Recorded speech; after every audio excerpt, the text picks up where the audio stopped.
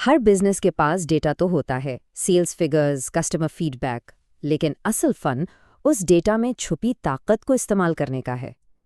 تو آج ہم یہی سمجھیں گے کہ کیسے یہ عام سی معلومات ان اسٹریٹجک فیصلوں میں تبدیل ہوتی ہیں جو کسی بھی کمپنی کو آگے لے جا سکتی ہیں۔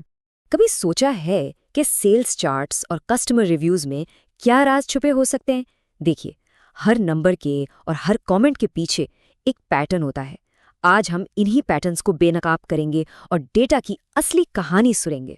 تو آج کا ہمارا سفر شروع ہوگا ڈیٹا کی بنیادی سائیکل سے۔ اس کے بعد ہم انالیٹکس کی 4 اہم اقسام کو گہرائی میں سمجھیں گے اور دیکھیں گے کہ پاکستان کی بڑی کمپنیاں انہیں کیسے استعمال کر رہی ہیں، اور ہاں، آخر میں ہم اس ٹیکنالوجی کے فوائد اور اس کے راستے میں آنے والی رکاوٹوں پر بھی ضرور بات کریں گے۔ تو چلیے شروع کرتے ہیں۔ سب سے پہلے ڈیٹا کے سفر کو سمجھتے ہیں۔ اس سے پہلے کہ ڈیٹا ہمیں کوئی کہانی سنائے، اسے کئی مراحلوں سے گزرنا پڑتا ہے۔ یہی وہ بنیادی پروسیس ہے جہاں سے ہر انسائٹ کی ابتدا ہوتی ہے۔ دیکھیے، ڈیٹا انالیٹکس کا سائیکل ایک مسلسل عمل ہے۔ یہ شروع ہوتا ہے ڈیٹا کلیکشن سے، یعنی ڈیٹا کو اکٹھا کرنے سے۔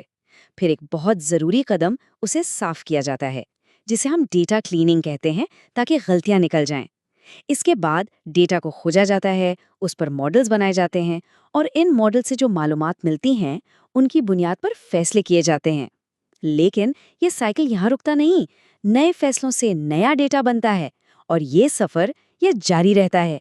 ٹھیک ہے، تو سائیکل کو سمجھنے کے بعد اب وقت ہے ڈیٹا انالیٹکس کی 4 اصل طاقتوں کو جاننے کا۔ یہی وہ سٹیجز ہیں جو ڈیٹا کو حقیقت میں قیمتی بناتی ہیں۔ یہ پورا سفر اصل میں 4 سوالوں کے گرد گھومتا ہے۔ پہلے ہم پوچھتے ہیں ہوا کیا تھا، پھر ایسا کیوں ہوا، اس کے بعد ہم فیوچر کی طرف دیکھتے ہیں، آگے کیا ہوگا، اور پھر آخر میں سب سے اہم سوال، ہمیں کرنا کیا چاہیے۔ انالیٹکس انہی سوالوں کے جوابات دیتا ہے۔ پہلی قسم ہے ڈسکرپٹیو انالیٹکس۔ اس کو سمجھنے کا آسان طریقہ ہے کہ یہ ایک آئینے کی طرح ہے جو ہمیں ماضی دکھاتا ہے۔ یہ گزرے ہوئے ڈاٹا کو جمع کر کے سیدھا سیدھا بتاتا ہے کہ کیا ہوا تھا۔ مثال کے طور پر سوچئے، کھادی پچھلی عید کی سیلز کا ڈیٹا دیکھ رہا ہے، صرف یہ جاننے کے لیے کہ کون سے کرتے سب سے زیادہ بکے اور کس شہر میں سیلز سب سے اچھی رہیں۔ یہ ایک پرفیکٹ ایگزامپل ہے ڈسکرپٹیو انالیٹکس کا۔ اب آتی ہے دوسری قسم، ڈائگنوسٹک انالیٹکس۔ یہ آپ سمجھ لیں ایک جاسوس کی طرح کام کرتا ہے۔ جب ہمیں پتہ چل جاتا ہے کہ کیا ہوا، تو یہ بتاتا ہے کہ ایسا آخر کیوں ہوا۔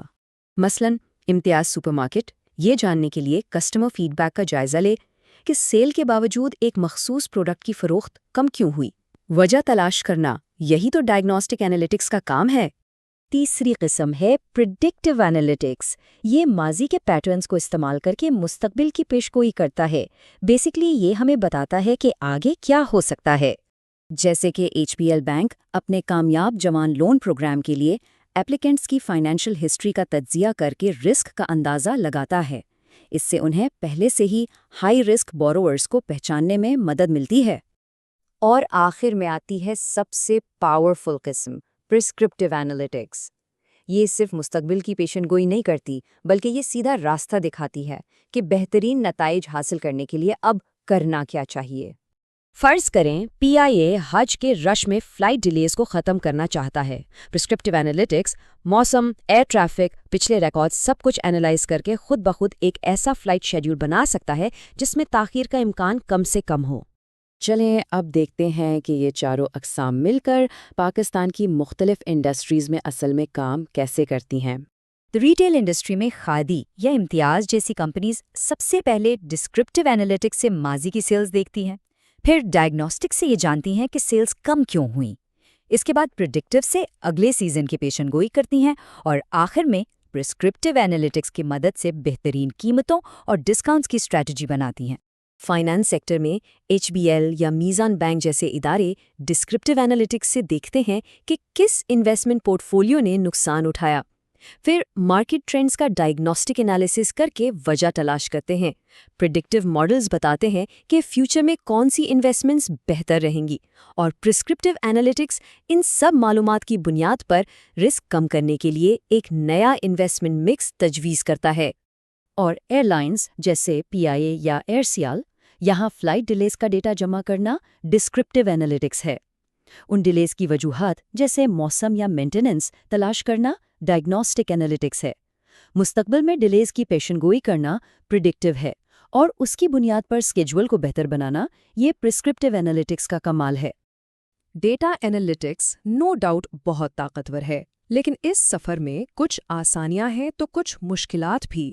آئیں تصویر کے دونوں رخ دیکھتے ہیں۔ فوائد تو بالکل واضح ہیں، بہتر فیصلے، کام میں تیزی اور مارکیٹ میں کمپٹیشن پر بڑھتری، لیکن اس کا سب سے بڑا چیلنج ہے ڈیٹا کوالٹی۔ ایک سمپل سا اصول ہے، گاربیج ان گاربیج آؤٹ۔ مطلب اگر بنیادی ڈیٹا ہی غلط یا نامکمل ہے تو اس پر بنائے گئے تمام تجزیے بیکار ثابت ہوں گے۔ صاف اور معتبر ڈیٹا ہی اس پوری عمارت کی بنیاد ہے۔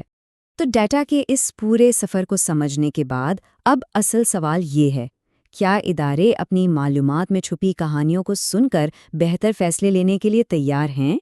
یہ سوال صرف بڑی کمپنیز کے لیے نہیں بلکہ ہر اس فرد کے لیے ہے جو اپنے کام کو ڈیٹا کی روشنی میں بہتر بنانا چاہتا ہے۔